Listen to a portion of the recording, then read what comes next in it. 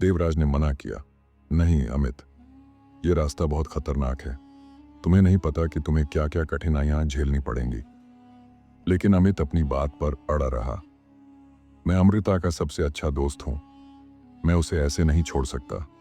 मुझे उस श्राप को खत्म करना होगा। देवराज ने अमित के साहस को देखकर सिर हिलाया। ठीक है, लेकिन तुम्हें सबसे पहले उस गुप्त स्थान का पता लगाना होगा जहां ब्रह्मास्त्र छिपा हुआ है। अमित ने अपनी यात्रा की तैयारी शुरू की।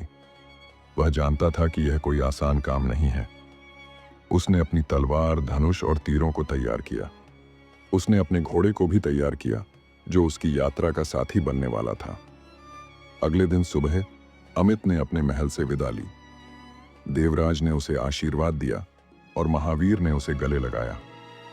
अमृता, जो अभी भी श्राप के प्रभाव में थी, सो रही थी। अमित ने एक बार उसे देखा और उसके चेहरे पर दृढ़ संकल्प था। अमित की यात्रा एक अज्ञात जंगल से शुरू हुई।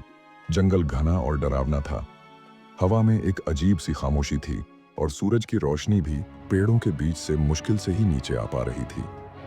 अमित ने उस पुस्तक में दिए गए संकेतों का पालन करना शुरू किया। पुस्तक में लिखा था कि ब्रह्मास्त्र का मार्ग 3 परीक्षाओं से होकर गुजरता है। पहली परीक्षा थी अग्नि परीक्षा, जिसमें अमित को एक अग्नि कुंड को पार करना था। अमित ने अपनी आंखों को बंद किया और भगवान का नाम लिया। उसने अपनी आंखों को खोला और सीधे अग्निकुंड में कूद गया। चमत्कारिक रूप से अग्नि ने उसे कोई नुकसान नहीं पहुंचाया और वह दूसरी तरफ सुरक्षित निकल आया। दूसरी परीक्षा थी जल परीक्षा, जिसमें उसे एक गहरी और तेज बहती हुई नदी को पार करना था। अमित ने अपनी शक्ति पर भरोसा किया और नदी में कूद गया। नदी की लहरें बहुत शक्तिशाली थीं, लेकिन अमित ने हार नहीं मानी। वह अपनी पूरी ताकत से तैरता रहा और अंत में नदी को पार कर गया। तीसरी और अंतिम परीक्षा थी ज्ञान परीक्षा, जिसमें उसे एक पहेली को हल करना था।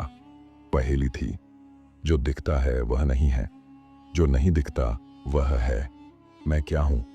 अमित ने सोचा और समझा। पहेली का उत्तर था ब्रह्मास्त्र। उसने जोर से चिल्लाया, ब्रह्मास्त्र।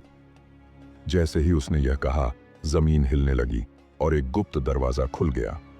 दरवाजे के अंदर एक बड़ा कमरा था, जिसके बीच में एक सिंहासन पर ब्रह्मास्त्र रखा हुआ था। ब्रह्मास्त्र चमक रहा था और उसकी शक्ति से पूरा कमरा रोशन हो रहा था। अमित ने धीरे से ब्रह्मास्त्र को उठाया। जैसे ही उसने उसे छुआ, एक शक्तिशाली ऊर्जा उसके शरीर में दौड़ गई। इससे आगे का पार्ट देखने के लिए चैनल को सब्सक्राइब करें